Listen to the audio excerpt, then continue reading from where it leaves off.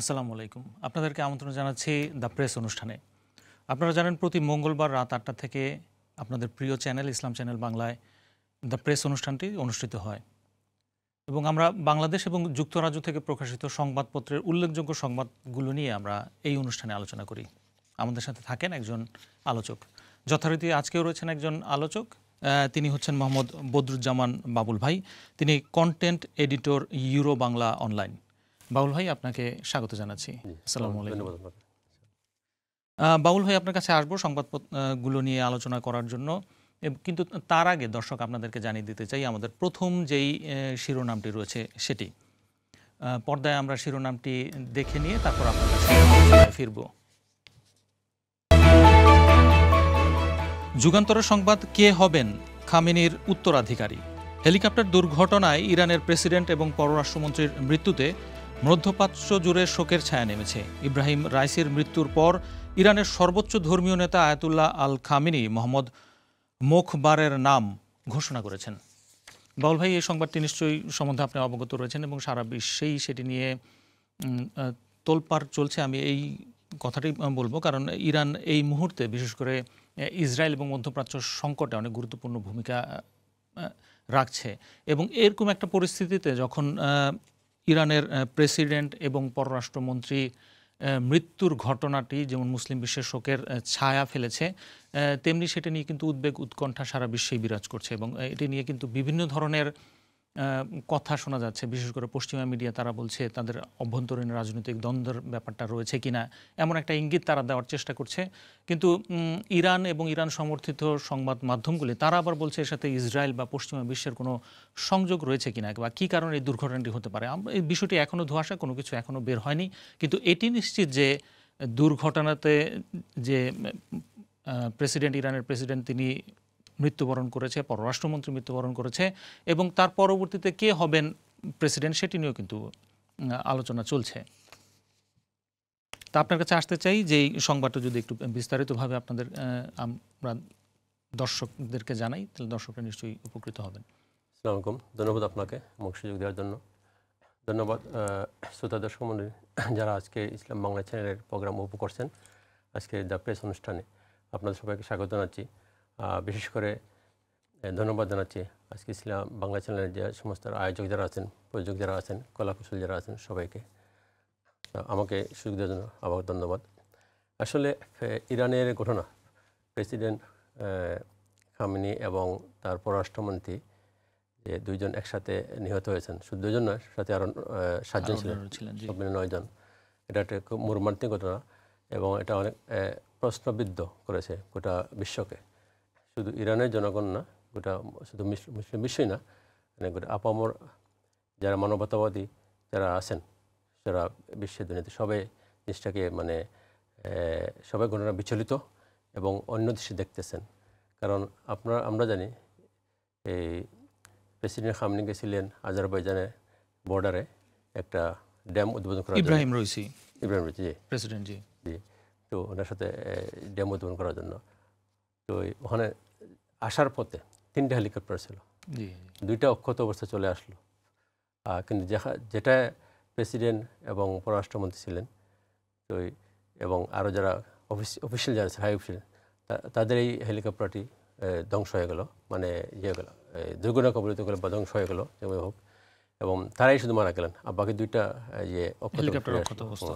যদিও আমরা দেখেছি যে ভিডিও ফুটেজ এবং বিভিন্ন মিডিয়া সূত্রে আমরা জানতে পেরেছি যে অত্যন্ত দুর্যোগপূর্ণ আবহাওয়া কিন্তু সেখানে ছিল, কিন্তু 2টি হেলিকপ্টার ঠিকভাবে ফেরত আসতে পারলেও কেন ইরানের প্রেসিডেন্টকে বহনকারী সেই হেলিকপ্টারটি বিধ্বস্ত হলো, এখানে নিশ্চয়ই ইরান সমর্থিত বিভিন্ন সংবাদ মাধ্যমগুলো তারা বলছে যে ইসরায়েলের কোনো হাত রয়েছে কিনা, বিশেষ করে ইলেকট্রনিক্স ওয়্যারফেয়ার তারা এই ধরনের কোনো ইউজ করেছে কিনা বিমানটি বিধ্বস্ত হওয়ার ক্ষেত্রে।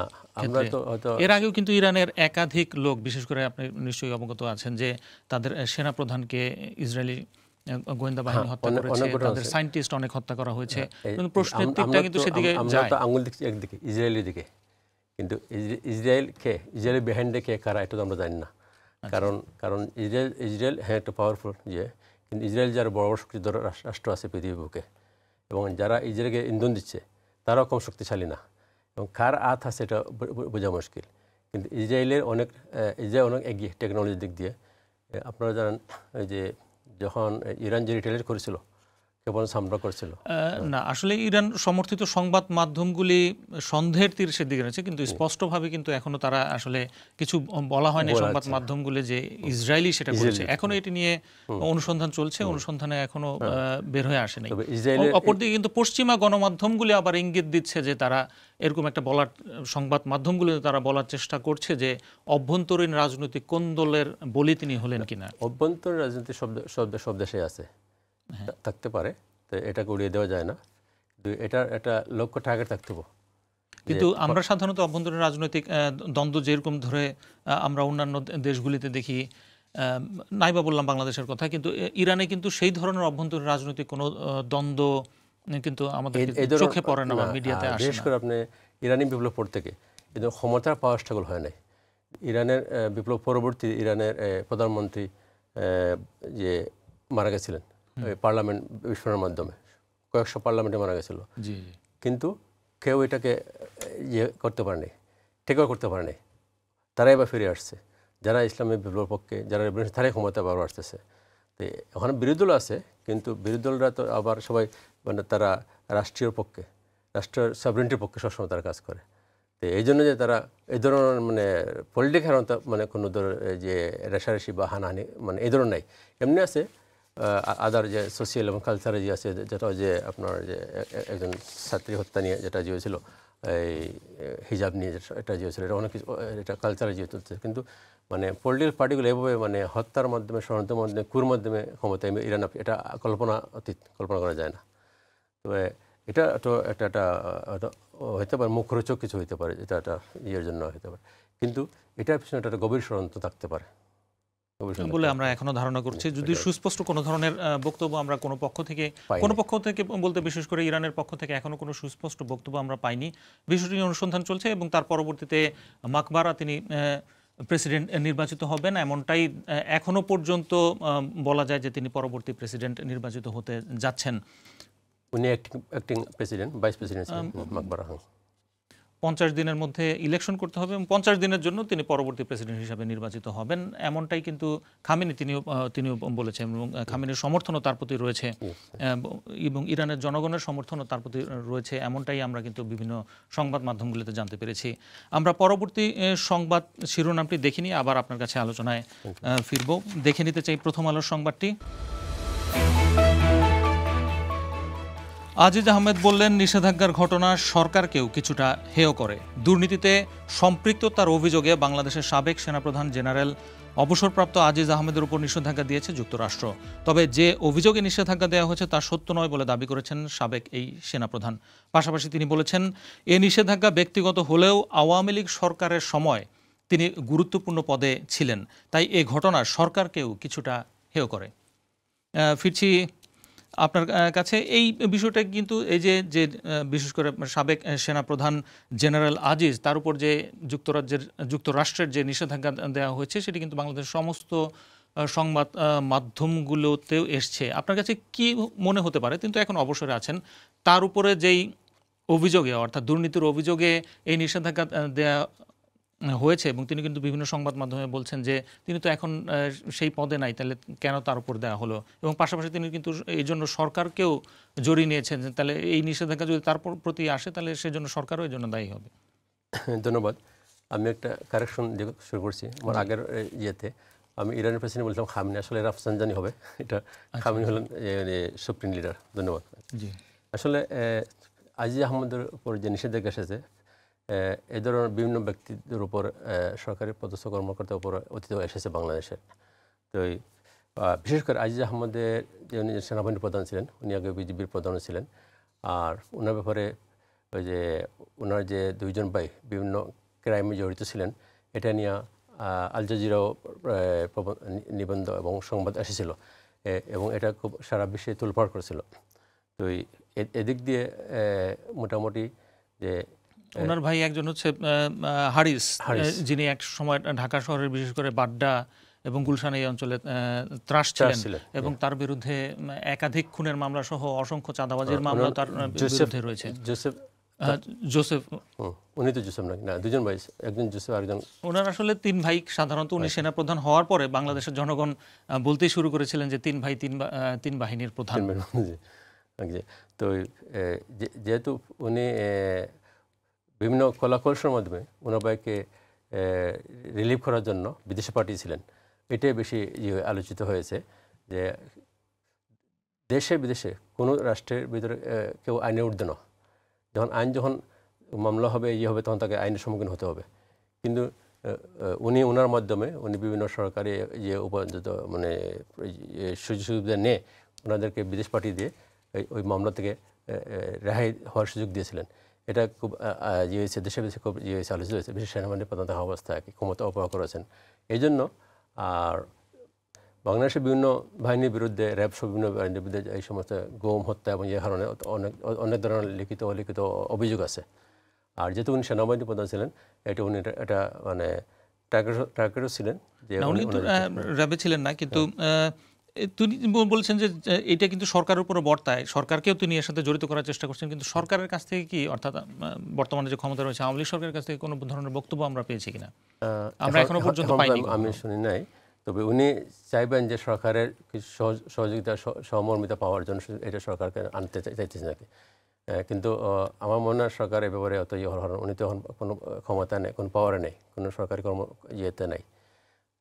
আর যদি সরকার কোনো অবস্থায় ক্ষমতায় না থাকলে উনি কিন্তু, আমি একটা সংবাদ সম্মেলনে তিনি যখন সেনাপ্রধান ছিলেন তখন কিন্তু তিনি বলেছিলেন যে তার ভাই হারিস এবং জোসেফ এবং জিসান আরেকজন ছিলেন, এবং তাদের ছত্র ছায়ায় একসময় যখন আওয়ামী লীগ খুব নাজুক পরিস্থিতি ছিল, তাদের ছত্র ছায়ায় আওয়ামী লীগ রাজনীতি করতো, সভা সমাবেশ করতো, সেই সুযোগ কিন্তু করে দিয়েছিলেন। এমন একটা বক্তব্যের প্রেক্ষিতে তিনি জাস্টিফাই করার চেষ্টা করেছিলেন। তারই প্রতিদান হিসাবে তিনিও সেনাপ্রধান হয়েছেন। সাধারণত আমরা দেখি যে রাষ্ট্রের এই সমস্ত গুরুত্বপূর্ণ পদগুলিতে তাদের ব্যাকগ্রাউন্ড চেক করা হয়, তার পরিবারের কোনো সদস্য কোনো ধরনের দুর্নীতি বা অন্য কোনো মাধ্যমে জড়িত আছেন কিনা। কিন্তু একেবারে সুস্পষ্ট বাংলাদেশের শীর্ষ সন্ত্রাসীর তালিকায় তার ভাইদের নাম থাকা সত্ত্বেও এবং তার ভাইদের বিরুদ্ধে চাঁদাবাজি, খুন সহ একাধিক মামলা থাকা সত্ত্বেও এরকম একজন ব্যক্তিকে কিন্তু সেনাপ্রধান করা হয়েছে। এটি বাংলাদেশে প্রথম যেখানে দেখা যাচ্ছে যে কোনো সেনাপ্রধানকে দুর্নীতির দায়ে বাইরের কোনো রাষ্ট্র নিষেধাজ্ঞা দিয়েছে।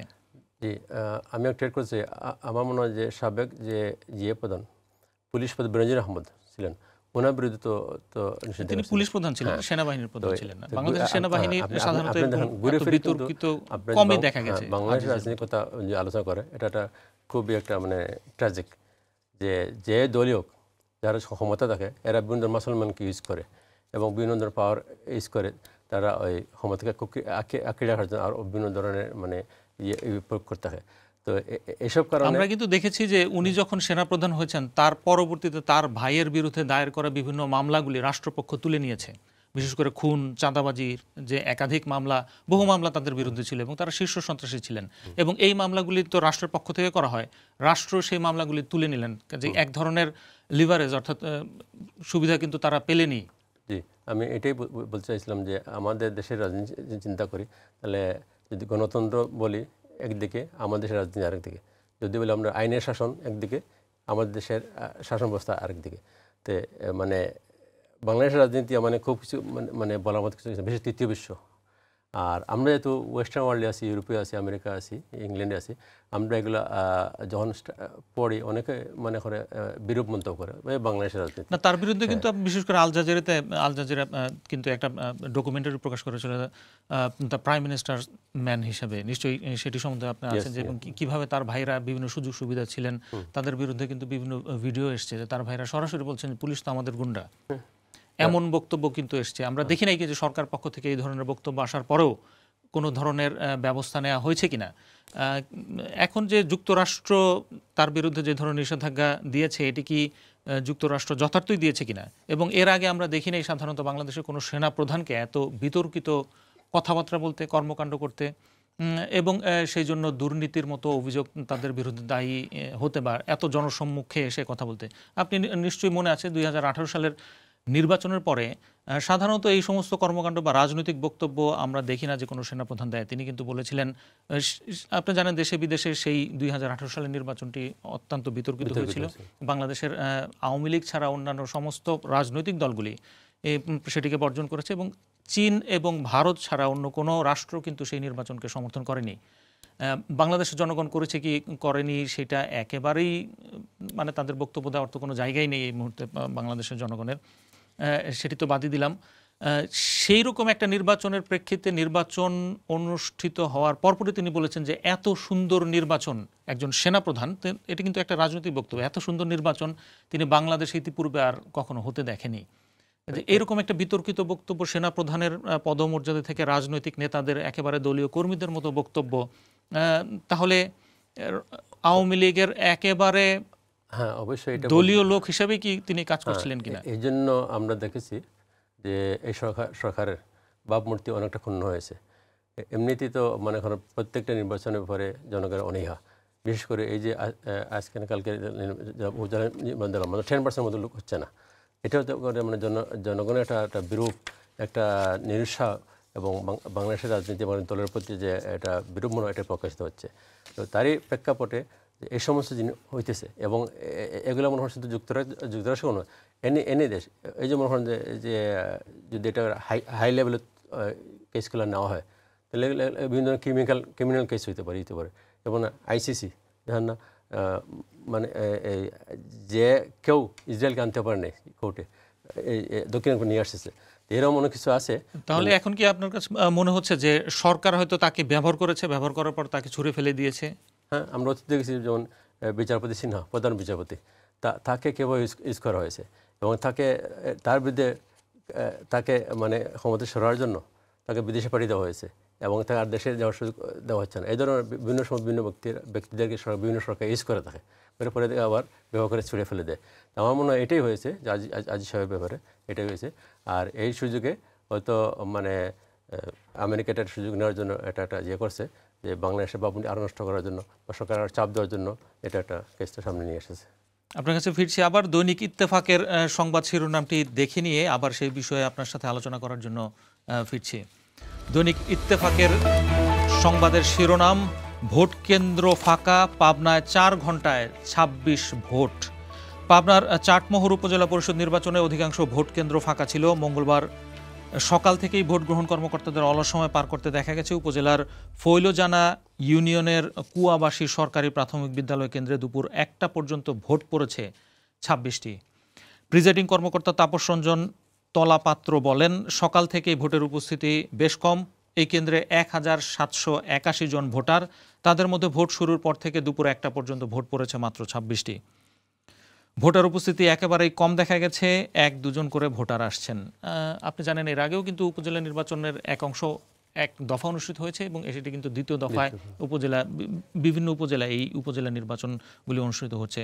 আমরা গত উপজেলা নির্বাচনের বিশেষ করে ফরিদপুর ওই অঞ্চলগুলির নির্বাচনে কিছুটা ভোটার সমাগম দেখা গেলেও কিন্তু এই দ্বিতীয় পর্বের যে উপজেলা নির্বাচনের সেখানে কিন্তু একেবারেই অনুপস্থিত দেখছি। আমরা সোশ্যাল মিডিয়া সম্বন্ধে বিভিন্ন সামাজিক যোগাযোগ মাধ্যম সহ আরও অন্যান্য মিডিয়াগুলিতে দেখছি যে একেবারে ভোটার কেন্দ্রগুলো জনমানব শূন্য এবং সেখানে প্রিজাইডিং অফিসাররা বা নির্বাচন সাথে সংশ্লিষ্ট কর্মচারীরা একেবারে অলস সময় পার করছেন, কেউ ঘুমাচ্ছেন, এমন দৃশ্য আমরা দেখতে পাচ্ছি। এই যে নির্বাচনের প্রতি যে জনগণের যেই আস্থা, এই আস্থাটা শুরু হলো কবে থেকে? দেখেন, বাংলার স্বাধীন ছিল একটা সুন্দর স্বপ্ন নিয়ে, সোনার বাংলা, এবং এটা রিয়েল একটা সোনার বাংলা এবং সোনার পরিণত করা এবং আইনের শাসন, গণতন্ত্র, মানবাধিকার, সামাজিক মূল্যবোধ, এসব বিভিন্ন নিয়ে মূলনীতির মাধ্যমে শুরু হয়েছিল বাংলাদেশের যাত্রা। কিন্তু আমরা দেখেছি পরবর্তীতে যখনই নির্বাচনগুলো হয়েছে, 2-1টা নির্বাচন বাদে বেশিরভাগ নির্বাচনগুলোয় সাধারণ পাবলিকের যে একটা অংশগ্রহণ, এটা খুবই কম পরিলক্ষিত হয়েছে। এবং কিন্তু সাধারণত আমরা দেখি যে স্থানীয় সরকার নির্বাচনগুলোতে জনসংখ্যার মধ্যে একটা স্বতঃস্ফূর্ত ভাব বিরাজ করে। এই যে ধীরে ধীরে যে নির্বাচনের যে সংস্কৃতি যেটা ছিল যে বাংলাদেশের যে নির্বাচনের মাধ্যমে তাদের জনপ্রতিনিধিদের নির্বাচিত করা, সেখান থেকে যে একেবারে জনগণ ইউটার্ন নিল এবং তারা বুঝেই গেছে যে ভোট দিয়ে আর নির্বাচন করা যাবে না, এই যে ভোটারদের মধ্যে যে অনীহা তৈরি হয়েছে সেটা এটা একদিন হয় নাই।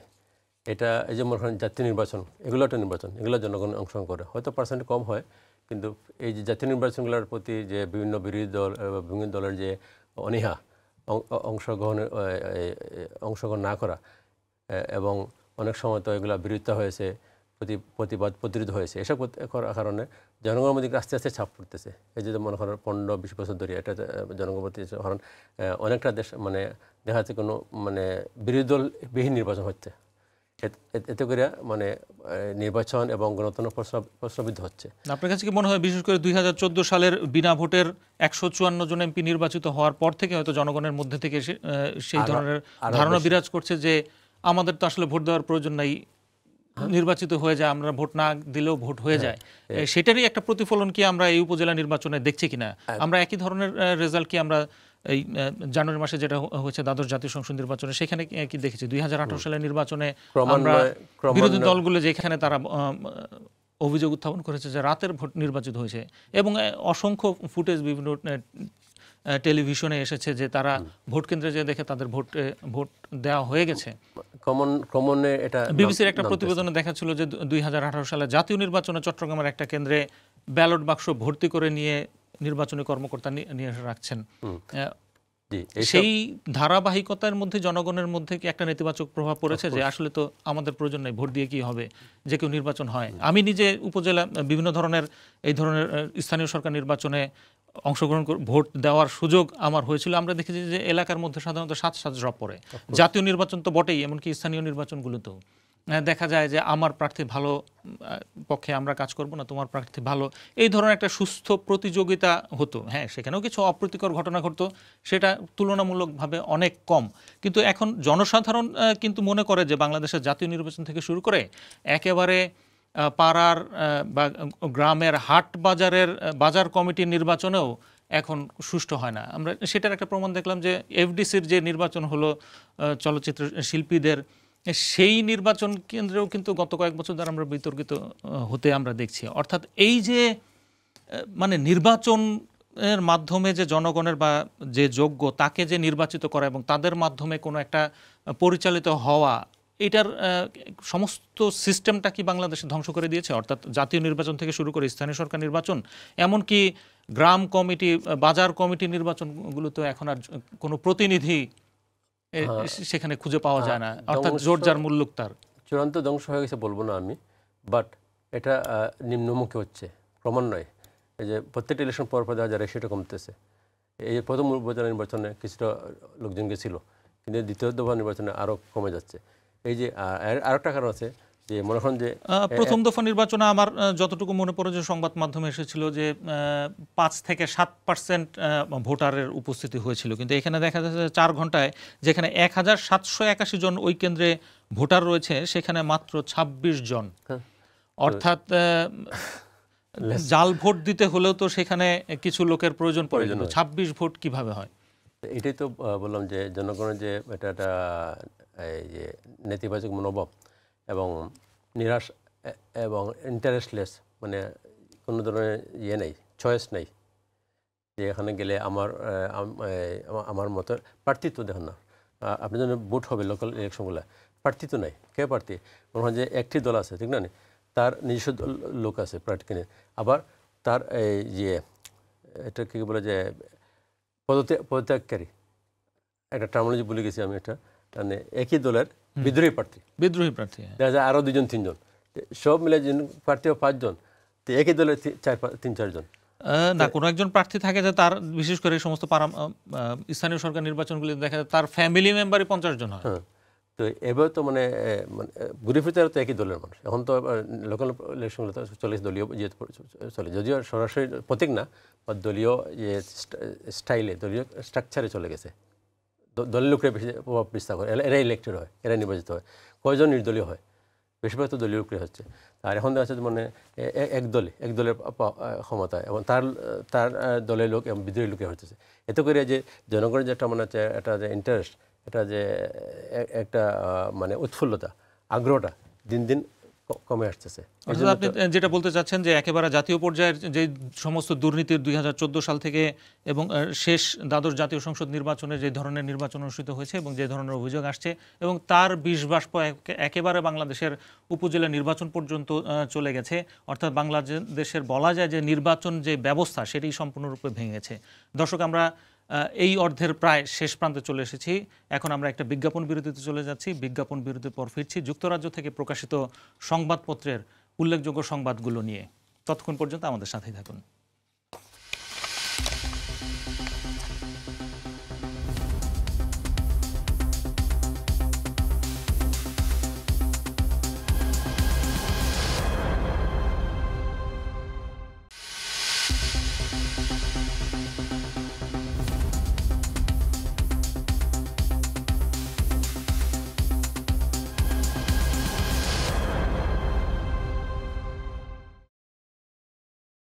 বিরতির পর আরও একবার স্বাগত জানাচ্ছি আপনাদের দ্য প্রেস অনুষ্ঠানে। এই অর্ধে আমরা যুক্তরাজ্য থেকে প্রকাশিত সংবাদপত্রের উল্লেখযোগ্য সংবাদগুলো নিয়ে আমরা আলোচনা করব। আমাদের সাথে রয়েছেন Mohammad Badruzzaman, content editor, euro Bangla online. প্রথমে আমরা সংবাদটি দেখে নিয়ে তারপর আমাদের আলোচকের কাছে ফিরব সংবাদ নিয়ে আলোচনা করার জন্য। আমরা দেখে নিতে চাই জনমতের সংবাদ। 11,000 বাংলাদেশিকে ফেরত পাঠাচ্ছে যুক্তরাজ্য। কয়েক মাস ধরে যুক্তরাজ্যে বাঙালি এলাকায় একের পর এক অভিযান পরিচালনা করছে সে দেশের পুলিশ। ইউরোপের দেশ যুক্তরাজ্যে আশ্রয় প্রার্থীদের তালিকায় সংখ্যাগরিষ্ঠ দেশ হয়ে উঠেছে বাংলাদেশ। যুক্তরাজ্য এবং বাংলাদেশ ফাস্ট ট্র্যাক রিটার্ন চুক্তিতে সম্মত হয়েছে। এই চুক্তির আওতায় অ্যাসাইলাম আবেদন প্রত্যাখ্যান হওয়া নাগরিকদের বাংলাদেশে ফেরত পাঠানো হবে। ছাত্র, ওয়ার্কার এবং ভিসায় গিয়ে অ্যাসাইলাম আবেদনকারী বাংলাদেশিদের জন্য এটি একটি বড় রকমের দুঃসংবাদ। বদরুজ্জামান ভাই, ফিরছি এই সংবাদটি নিয়ে আলোচনা করার জন্য। এটি আসলে বাংলাদেশ বা বাংলাদেশিদের জন্য বা বাংলাদেশি কমিউনিটিদের জন্য কতটুকু দুঃসংবাদ কিংবা কতটুকু সুসংবাদ? তো দেখেন, আসলে যে কোনো নেগেটিভ নিউজই দুঃসংবাদ বলতে হবে। যে 11,000 বাংলাদেশিকে ফেরত পাঠাবে এদেশের সরকার। আপনারা জানেন ব্রিটেন একটি ইমিগ্রেন্ট কান্ট্রি। এখানে বিভিন্নভাবে সারা বিশ্ব থেকে আনাচে কানাচ থেকে লোকজন এখানে সাগর পাড়ি দিয়ে অথবা সীমান্ত পাড়ি দিয়ে অর্থাৎ যে কোনোভাবে হোক, আইদার লরিতে করে হোক বা জাহাজে করে হোক, মানে কষ্ট করে এখানে আসতে চায় সোনা হরিণ আশায়, শোকের আশায়। কারণ কিন্তু তাদের মধ্যে যারা বিশেষ করে সমুদ্র পাড়ি দিয়ে আসে তাদের মধ্যে কি বাংলাদেশিদের সংখ্যা বেশি? কিন্তু এখানে কিন্তু এই সংবাদটাতে বলা হয়েছে যারা ছাত্র কিংবা ওয়ার্কার বা ভিজিট ভিসায় যারা আসেন। হ্যাঁ, আমি বললাম যে বিভিন্ন রাস্তায় লোকজন আসার চেষ্টা করে। আর এইসব ক্ষেত্রে বাংলাদেশ কম, কিন্তু বেশিরভাগ বাংলাদেশে, যেমন শুধু বাংলাদেশ নয়, ইমিগ্রেন্টের বেশিরভাগ অংশে মনে হয় ভারত, পাকিস্তান, বাংলাদেশ, এশিয়ার সামুদ্র থেকে বেশিরভাগ স্টুডেন্ট এবং যে হলিডে মেকার, ওয়ার্কার্স পারমিট এবং এই কেয়ারিং বিষয়ে লোকজন আসতেছে। তো দেখা যাচ্ছে যে আসার পরে বেশিরভাগ ক্ষেত্রে স্টুডেন্ট এবং হলিডে যে যারা মেকার যারা আসে এবং যারা শর্ট টাইম যে ওয়ার্ক পারমিট নিয়ে আসে, তারাই কিছুদিনের মাথায় এজাইলাম করে ফেলে। এতে কী হয়, মানে সরকারের একটা বাড়তি চাপ থাকে। তো সব দেশের সরকার তো সব জিনিসটা, যে কোনো জিনিসটা ইনভেস্ট করে, বেশিরভাগ কমার্শিয়াল দৃষ্টি দেখে। এখানে যারা স্টুডেন্ট যারা আসবে তারা এখানে ভর্তি হবে, পড়াশোনা করবে 3-4 বছর, তারপরে ফিস দিবে। এই ফিসগুলো এখানকার ইউনিভার্সিটিগুলো যেগুলা পাবে, এটা করে দেশের অর্থনীতি সচল হবে। এবং গত বছর একটা পরিসংখ্যান দেখেছিলাম, প্রায় 40 বিলিয়নের উপরে পাউন্ড এদেশের সরকারগুলো, ইউনিভার্সিটি কলেজগুলো তার ফিস আহরণ করেছে বিদেশি স্টুডেন্টের কাছ থেকে। এডুকেশন বিজনেস এই দেশের অন্যতম একটা প্রধান বিজনেস। ইয়েস। তো এইভাবে ভিজিটর যারা আছে, ভিসা সহ বিভিন্ন ভিসার মধ্যে অনেক ইনকাম করে থাকে। কারণ এটা মানে সরকারের গভর্নমেন্ট পলিসি যে তারা যা সারা বিশ্ব অর্থনৈতিক মন্দার কারণে এদেশের সরকারও আমরা দেখেছি বিভিন্নভাবে আপনার অর্থনৈতিক যে চাকা অনেক সময়। আচ্ছা বদরুজ্জামান ভাই, আপনার কাছে আমার একটা প্রশ্ন রয়েছে। এই যে ফাস্ট ট্র্যাক রিটার্ন যেই চুক্তিটা যুক্তরাজ্যের সাথে রয়েছে, আর কয়টা দেশের সরকার এই ধরনের চুক্তি যুক্তরাজ্যের সাথে করেছে? আমার সেভাবে জানা নেই, তবে বাংলাদেশের সাথে। কিন্তু এই দেশে কিন্তু সারা বিশ্ব থেকে লোক আসে, আফ্রিকার বিভিন্ন কান্ট্রিগুলো থেকে দেশের লোক আসে, ভারত থেকে লোক আসে, পাকিস্তান থেকে লোক আসে, আফগানিস্তান থেকে লোক আসে। কিন্তু কেন বাংলাদেশের সরকার হঠাৎ করে এই ফাস্ট ট্র্যাক রিটার্ন পলিসির মতো চুক্তি তার করতে হবে, যেখানে আমরা সরকারকে কখনো দেখি না যে এই দেশের অভিবাসীদের যারা রয়েছে তাদের পক্ষে অবস্থান নিতে আমরা তেমন কোনো জোরালো কোনো চুক্তি কিন্তু এই সরকারকে করতে দেখি না, কিংবা বাংলাদেশ থেকে আরও বেশি আমরা বৈধ পথেই সরকারিভাবেই বিদেশে লোক পাঠানোর জন্য, ইউরোপ হোক বা ইউরোপের অন্য কান্ট্রি হোক, সেটা যুক্তরাজ্য হোক কিংবা মিডল ইস্ট কান্ট্রিতে হোক, তেমন কোনো দেখি না। একমাত্র আমরা শেখ হাসিনা সরকারকে দেখেছি যে সৌদি আরবের সাথে তাদের সরকারি একটা চুক্তি রয়েছে, যেটা হচ্ছে খাদ্দামা ভিসায়, খাদ্দামা যেটা আরবিতে বলা হয়, যদি সহজ বাংলা ভাষায় বলা হয় যে কাজের লোকের ভিসায় বাংলাদেশ থেকে মহিলারা যাবে। এবং সেই খাদ্দামা ভিসায় কিন্তু বাংলাদেশ থেকে প্রায় আমার জানা মতে প্রায় 5 থেকে 6 হাজার মহিলা বিভিন্নভাবে নির্যাতিত হয়ে সৌদি আরব থেকে তারা ফিরে আসছে। সরকার কেন এই অভিবাসীদের পক্ষে কোনো চুক্তি করতে পারে না, যখন অন্যান্য দেশগুলি আরও তো অবৈধ হিসাবে দেশের অন্যান্য দেশের লোকজন এখানে রয়েছে না, আরো বেশি ইন্ডিয়ানদের সংখ্যা ইল্লিগাল আরো বেশি, বা অন্যান্য দেশের আফ্রিকান অন্যান্য কান্ট্রি রয়েছে, কিন্তু তারা তো ব্রিটেন সরকারের সাথে ফাস্ট ট্র্যাক ভিসায় যায় না। হ্যাঁ, ধন্যবাদ, একটা সুন্দর পয়েন্ট। আমি যে নিউজটা যখন দেখেছি আমাদের দুঃখিত, মানে এই ফাস্ট ট্র্যাক রিটার্ন চুক্তিতে যায় না, তাহলে কেন বাংলাদেশ সরকার তাদের পক্ষে অবস্থান না নিয়ে বিপক্ষে অবস্থান নেয়? এটাই আমার কোয়েশ্চন। আমি যে নিউজটা দেখেছি সেদিন বিভিন্ন মিডিয়া, ইলেকট্রনিক মিডিয়া পেপারে, যে বাংলাদেশের মান্যবর রাষ্ট্রদূত উনি এই চুক্তি করেছেন যে এদেশ থেকে অবৈধ অবস্থান ফেরত নেওয়ার জন্য করেছেন।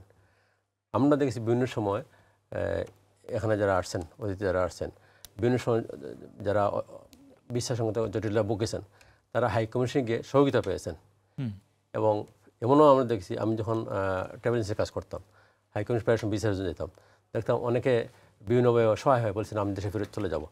হাইকমিশন লোকেরা বলছে ভাই যাও না, তুমি আসছো এখান থেকে, কষ্ট করে আসছো, মা বাপের পয়সা খরচ দেখো, ট্রাই করো, ঠিক না, এরকম বলেছে।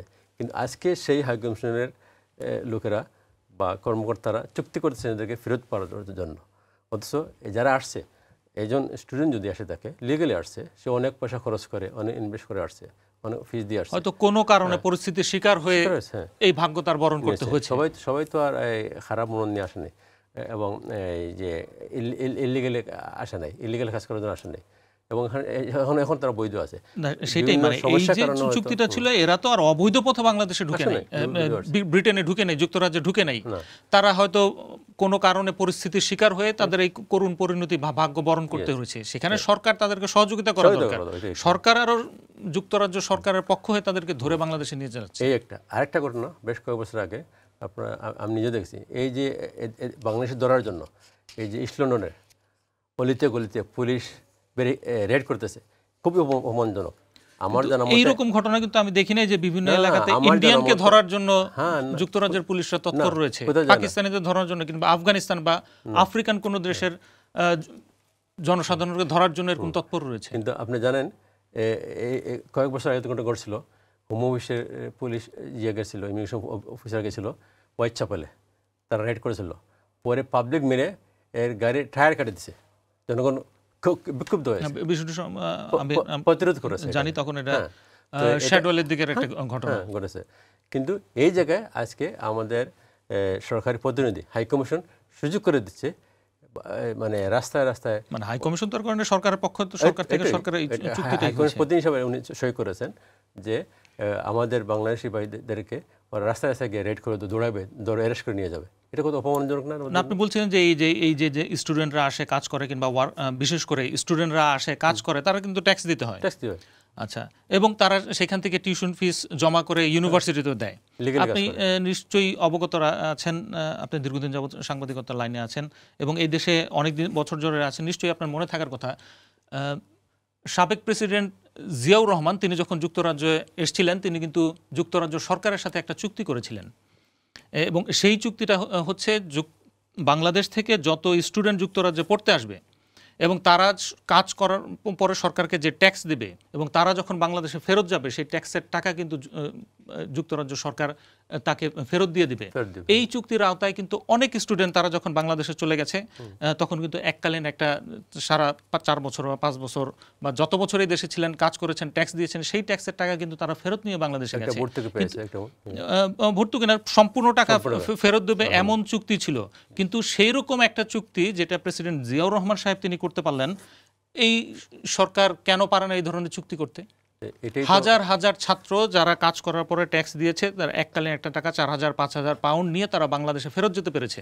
এটাই তো সদর বাংলাদেশের প্রশ্ন। আমরা যারা ব্রিটিশ বাংলাদেশের প্রশ্ন যে ক্ষেত্রে আমাদের বাইরা যারা ছাত্ররা তারা কষ্ট করে আসছে, কাজ করতেছে, লিগালি আছে, তো একটা বিভিন্ন পরিস্থিতির কারণে পরে তারা অ্যাসাইলাম করছে। এখানে সরকার অন্য ধরনের সিস্টেম চালু করে এদের কেমনি সব সহায়তা করে, কোঅপারেশন করে, এটা করা উচিত ছিল। না করে তারা তো বাংলাদেশে টাকা পাঠায়, তাদের টাকায় তো বাংলাদেশের তাদের পরিবারগুলি চলে, বাংলাদেশের সরকার চলে। অফকোর্স। তারপরে আমাদের প্রবাসী কল্যাণ মন্ত্রণালয় আছে, এই সরকার করিয়েছে, অবশ্য এই মন্ত্রণালয়ে কোনো অ্যাক্টিভিটি দেখা যায় না। তো এখন এই যে অসহায় যারা আছে, ছাত্র যারা আছে, এসএলএম যারা আছে, তাদের সহায়তা করতে এই প্রবাসী কল্যাণ মন্ত্রণালয় তো আসা উচিত ছিল। এর বিপরীতে শহরের পক্ষ থেকে চুক্তি করে, ফার্স্টটা চুক্তি করে এদেরকে ধরে দেওয়ার জন্য উৎসাহিত করা হচ্ছে।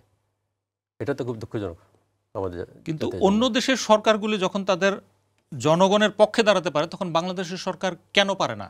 আমরা অন্যান্য অনেকগুলো বিষয় দেখেছি, এই বিষয়টির ক্ষেত্রে আমরা বলতে পারি যে বাংলাদেশে প্রবাসীদের পক্ষে সরকার কেন দাঁড়াতে পারে না, যদিও দেশীয় আর অনেক বিষয়গুলি রয়েছে।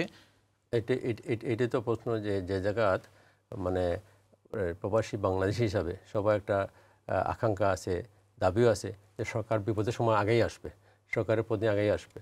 এই ক্ষেত্রে যে আগে আসে না, তাহলে তো যে প্রবাসীদের প্রতি যে প্রেম প্রীতি, প্রবাসী প্রেমের একটা প্রশ্ন উঠে যায়, আসলে সরকার কতটুকু আন্তরিক প্রবাসীদের ব্যাপারে। কিন্তু এটার বিষয়ে কিন্তু কমিউনিটিতে অন্য ধরনের মতবাদও রয়েছে, এবং বিভিন্ন ক্ষেত্রে তারা বলছে যে যেহেতু সরকার যে লেজিটিমেসি নিয়ে সংকট রয়েছে, আস্থার সংকট রয়েছে বিশ্বের বিভিন্ন দেশে, কাজেই সরকারগুলোর কাছে এক ধরনের নতি স্বীকার করতে তারা বাধ্য হয়। বাংলাদেশ কিংবা বাংলাদেশের জনগণের পক্ষে তখন তিনি দাঁড়াতে পারে না। তিনি ধরেই নেয় যে বাংলাদেশের জনগণ যেহেতু আমাকে ভোট দিতে পারে না, কাজেই তাদের পক্ষে না দাঁড়ালে আমার কিছু হবে না, কাজেই যারা আমাকে ক্ষমতায় রাখবে তাদের পক্ষে কাজ করাটাই তিনি বা সরকারের সাথে সংশ্লিষ্ট যারা রয়েছে তারা মনে করে শ্রেয়। যার কারণে আমরা দেখতে পাই যে বিভিন্ন দেশের সরকারগুলোর কাছে একেবারে নতজানু হয়েই তারা কাজ করে, এবং যে কোনো ধরনের কাজ, যে কোনো ধরনের ডিসিশন তাদেরকে দিয়ে করিয়ে নেওয়া যায়। বাংলাদেশের জনগণ এবং প্রবাসীদেরকেও সেই বিষয়ে একটু চিন্তাভাবনা করতে হবে যে বাংলাদেশে তারা এমন একটি সরকার কি চায় যে সরকার জনগণের পক্ষে, প্রবাসীদের পক্ষে কাজ করবে, কিংবা এরকম একটা নতজানু সরকার নিয়ে তারা চলবে যারা অন্যের কাছে নতজানু হবে কিন্তু বাংলাদেশের জনগণের মাথায় বসে রাজত্ব করবে। পরবর্তী সংবাদে আমরা শিরোনামটি দেখে নিয়ে আমরা ফিরছি আমাদের আলোচক আপনার কাছে। দেশ পত্রিকার সংবাদ, লন্ডনে ভারতীয় হাইকমিশন ঘেরাও কর্মসূচি পালন। ভারতীয় আগ্রাসন, সীমান্তে নির্বিচার গণহত্যা, বাংলাদেশের গণতন্ত্র ধ্বংসে এক দলপ্রীতি নীতির প্রতিবাদে লন্ডনে ভারতীয় হাইকমিশন ঘেরাও কর্মসূচি পালিত হয়েছে। গত 7 মে মঙ্গলবার বিকেলে যুক্তরাজ্য ভিত্তিক আন্তর্জাতিক মানবাধিকার সংগঠন রাইটস অব দ্য পিপল এর উদ্যোগে লন্ডনে অবস্থিত ভারতীয় হাইকমিশন ঘেরাও করে অনুষ্ঠিত প্রতিবাদ সমাবেশ এবং মানববন্ধন কর্মসূচিতে বিপুল সংখ্যক প্রবাসী বাংলাদেশি অংশ নিয়েছে। এই সংবাদটি সম্বন্ধে বিস্তারিতভাবে আপনার কাছে একটু জানতে চাবো। সম্পর্ক বিভিন্ন প্রশ্ন আসবে, সেটির পাশাপাশি আপনার কাছে থেকে জানতে চাবো। ধন্যবাদ আপনাকে। আসলে বাংলাদেশের যে বর্তমান আর্থসামাজিক রাজনৈতিক অবস্থা, বিভিন্নভাবে আমরা ভারতের হাতে বন্দী। আর শুধু তাই নয়, আজকে বাংলাদেশের সীমান্ত বলতে গেলে অরক্ষিত। এই যে আমরা ফেলানি হত্যার মাধ্যমে এটা একটা মানে বিয়োগকে নাড়ি দিয়েছিল বাংলাদেশিদের, আর এরপর থেকে মানে এটা বন্ধ হয় নাই।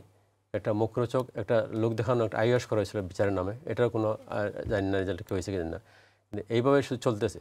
এই তো গত কিছুদিন আগে দেখলাম আমাদের সিলেটের সীমান্তেও গুলি হয়েছে, বিভিন্ন সীমান্তে গুলি হচ্ছে, ভারতীয় বাহিনী প্রতিদিনই মরতেছে। তারপর এই একটা, তারপরে আমাদের যে অর্থনৈতিক অবস্থান দেখেন আজকে বাংলাদেশের কিন্তু এটি নিয়ে কিন্তু বিভিন্নভাবে প্রশ্ন উঠেছে যে আসলে ভারতের বিরুদ্ধে প্রতিবাদ জানালে তাতে আমাদের কি লাভ? আমরা কেন যারা এই কাজগুলি করতে পারছে না, যারা নিয়ন্ত্রিত হচ্ছে, তাদেরকে কেন আমরা ক্ষমতায় রাখছি, বা তারাই কেন তাদের বিরুদ্ধে কেন আমরা সোচ্চার হতে পারছি না, যারা এই ধরনের বিশেষ করে ভারতে গুলি করে প্রতিনিয়ত সীমান্তে বাংলাদেশের জনগণকে মারছে, নির্যাতন করছে। আমরা দেখছি যে বাংলাদেশের সরকার এবং সংশ্লিষ্ট মন্ত্রীরা পর্যন্ত বলছে, পররাষ্ট্রমন্ত্রী পর্যন্ত তারা বলছে যে ঠিক আছে, অর্থাৎ তারা বাংলাদেশের জনগণের পক্ষে দাঁড়াতে পারছে না।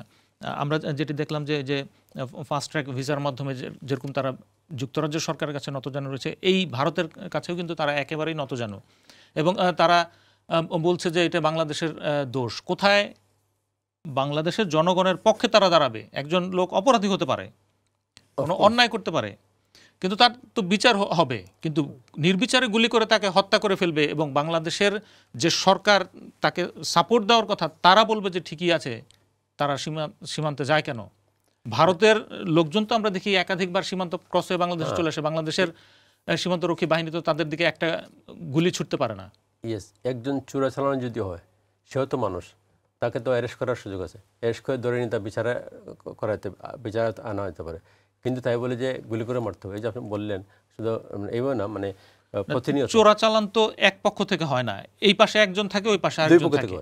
তাহলে চোরাচালানের বাংলাদেশের যে থাকে সে গুলিবিদ্ধ হয়ে মারা যায়, কিন্তু ওই পাশে যে থাকে সে অক্ষত থাকে কিভাবে? এটাই তো প্রশ্ন। এটা ঘুরে ফিরে যে আমাদের দুর্বল পররাষ্ট্র নীতির এটা এফেক্ট। কারণ এটা হচ্ছে আমাদের পররাষ্ট্রনীতি শক্তিশালী না, সরকারের ভিত্তিতে শক্তিশালী না, যেটা আমরা মানে বিভিন্নভাবে জানতে পারলাম যে এই যে জনগণের যে ইলেকশন নির্বাচন বিমুখা, তারপরে এই যে প্রবাসীদের ব্যাপারে, ছাত্রদের ব্যাপারে, বিচার নীতির ব্যাপারে এই যে দুর্বলতা, এসব কারণে সরকারের ভাবমূর্তি দিন দিন দুর্বল হচ্ছে এবং সরকারও দুর্বল। তো বিভিন্নভাবে যখন পরশক্তিগুলা কিছু করতে চায়, অটোমেটিকলি মানে সরকার এটা প্রতিবাদ করতে পারে না, মানে এটার বিপক্ষে দাঁড়াতে পারে না। আপনার কাছে কেন মনে হয় যে বিশেষ করে ভারতের কাছে আমরা দেখি যে একেবারেই মানে নতজানু একটা দেশের সরকার, রাষ্ট্রপ্রধান থেকে শুরু করে মন্ত্রী পর্যায়ের লোকেরা, এবং পররাষ্ট্রমন্ত্রী তিনি বলে এসেছেন ভারতকে বলেছি যে এই সরকারকে টিকিয়ে রাখতে হবে, এই ধরনের অনেক কথা আসছে। তারপরে সাবেক পররাষ্ট্র এমনও বলেছিলেন যে বাংলাদেশে ভারতের সম্পর্ক স্বামী স্ত্রী সম্পর্কের মতো সম্পর্ক। এটা একটা মানে খুবই দুর্বল দৃষ্টান্ত। একজন পররাষ্ট্রমন্ত্রীর মুক্তি এরকম কথাবার্তা আসে, তাহলে তখন বুঝতে হবে আমাদের পররাষ্ট্রনীতি বা আমাদের যে পররাষ্ট্র বিদেশের ব্যাপারে আমাদের যে সবল ভূমিকা কেমন হবে। এখান থেকে বোঝায় দুর্বলতা পরিলক্ষিত হয়। তো এই জন্য তখনই যদি জনগণের সরকার প্রতিষ্ঠা থাকতো, জনগণ দ্বারা বিশেষ সরকার হইতো, জনগণের সাথে দায়বদ্ধ থাকতো, তখন এই সরকারগুলা।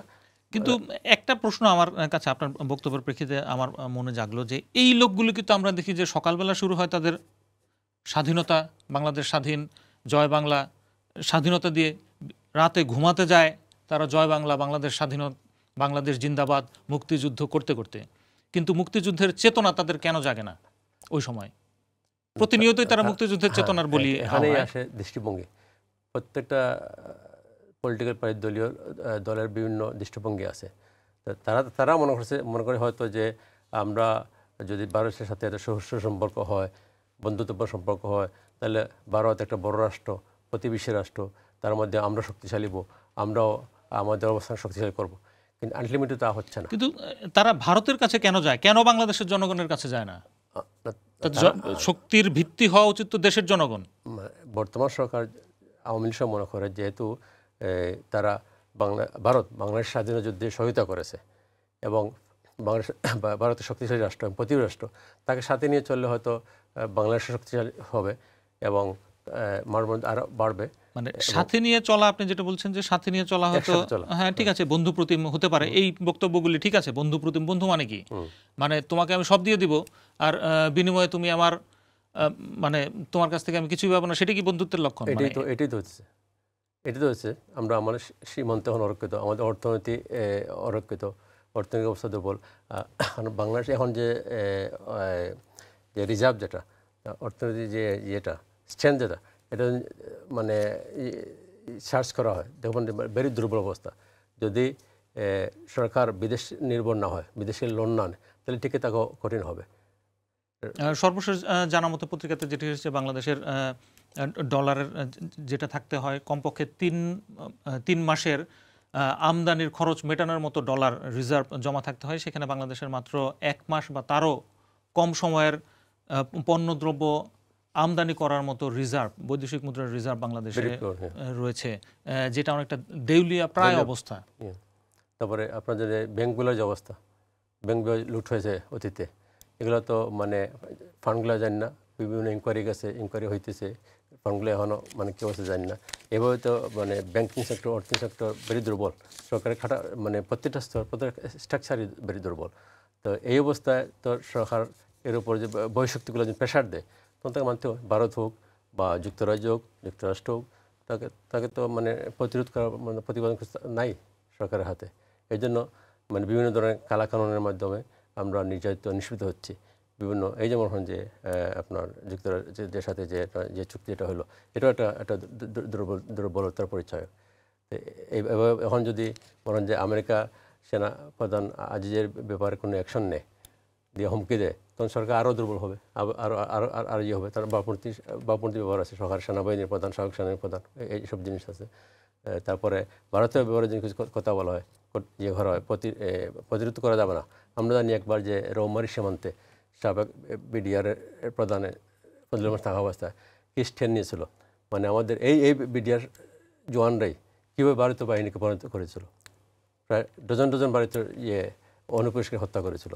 এটা তখন হয়েছিল যদি মানে দেশপ্রেমিক, সত্যিকারের দেশপ্রেমিক লিডার বিভিন্ন জায়গায় থাকে, সেনাবাহিনী সহ, বিডিআর, বিজিবি, পুলিশ, সরকারের ফরেন মিনিস্ট্রি, পররাষ্ট্র মন্ত্রণালয় এবং এই যে আপনার প্রবাসী কল্যাণ মন্ত্রণালয়, এসব জায়গায় যদি ভালো ভালো মানে দেশপ্রেমিক লোকেরা থাকে, লিডারশিপ থাকে, তখন এরা তাদের মানে ওপেনলি কাজ করতে পারবে তখন। এবং সরকারের বিভিন্ন বদরুজ্জামান ভাই, আপনি যেরকম বলছিলেন যে বাংলাদেশের জনগণের অর্জনের কথাগুলি আপনারা বলছিলেন, আমরা আসলে বিভিন্নভাবে দেখছি, নানাভাবেই দেখছি যে বাংলাদেশের জনগণ এবং দেশের যত অর্জন সেগুলি বিভিন্নভাবে বিভিন্ন কালো শক্তির হাত ধরে সেই অর্জনগুলো ম্লান হয়ে যাচ্ছে। আমরা চাই যে সেই বাংলাদেশের অর্জন, বাংলাদেশের জনগণের অর্জনগুলো দেশে এবং দেশের জনগণ ছাপিয়ে সারা বিশ্বে পৌঁছে যাক।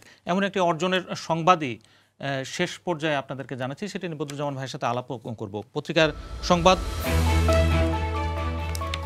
পঞ্চব্রীহি বিস্ময় ধান, এক রোপণে 5 ফলনের ধান আবিষ্কার করে সারা জাগিয়েছিলেন প্রখ্যাত জিন বিজ্ঞানী ডক্টর আবেদ চৌধুরী।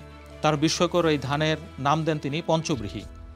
তারপর দীর্ঘ 20 বছর ধরে বৃহত্তর সিলেটের মৌলভীবাজারের নিজ গ্রাম কানিহাটিতে অব্যাহত ছিল সাধনা। তিনি এখন পঞ্চব্রীহির সাফল্য নিশ্চিত হয়ে এটি ছড়িয়ে দিতে চান বাংলাদেশের গ্রামে গ্রামে, কিষানের হাতে তুলে দিতে চান এই বিষয়ের ধান। পঞ্চব্রীহি ধান আবিষ্কারের ভাবনা এবং প্রেরণা নিয়ে তিনি কথা বলেছেন, বিভিন্ন গণমাধ্যমে জানিয়েছেন এর উৎপাদন প্রক্রিয়া আর বাংলাদেশের কিষানের হাতে বিনামূল্যে এই আবিষ্কারের ফসল তুলে দেওয়ার অভিলাষ তিনি ব্যক্ত করেছেন। এই বিষয়ে আপনার সাথে ছোট করে একটু আলোচনা শুনতে চাই আপনার কাছ থেকে। ধন্যবাদ। অনেক কিছু হতাশ, আমরা তো সাধারণত জানি যে ধান সাধারণত একবর্ষী উদ্ভিদ, অর্থাৎ একবার মাত্র ফলন হয়, তারপর কেটে ফেলা হয়, তারপর পরবর্তীতে আবার ধানের বীজ বপন করতে হয়, সেখান থেকে আবার গাছ হয়, ধান হয়। কিন্তু এখানে আমরা যেই ধানটা দেখছি যে পঞ্চব্রীহি, অর্থাৎ একবার ধান গাছ রোপণেই সেখান থেকে হয়তো ধান গাছ আপনি কেটে ফেলতে পারবেন, সেখান থেকে আবার শীষ ছাড়বে, পাতা ছাড়বে, সেখানে আবার এইভাবে 5 বার সেখান থেকে ফলন পাওয়া যাবে। এটি অবশ্যই একটা বিস্ময়কর আবিষ্কার। এটার পিছনে বিহাইন্ডে কাছেন ডক্টর আবেদ চৌধুরী।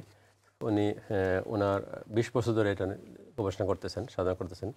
উনি সিলেটের মৌলভীবাজারে এই কাজটা হাতে নিয়েছেন। ইনি গতবারও আসছিলেন লন্ডন, এবারও আসছেন।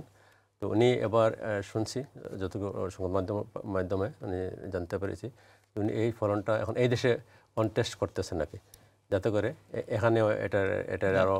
এর আগে উনি 20 বছর যাবৎ মৌলভীবাজার তার নিজস্ব যে গ্রাম রয়েছে কানিহাটিতে, তিনি এটি বিভিন্নভাবে ট্রায়াল দিয়েছেন এবং ট্রায়ালে তিনি সফল হয়েছেন।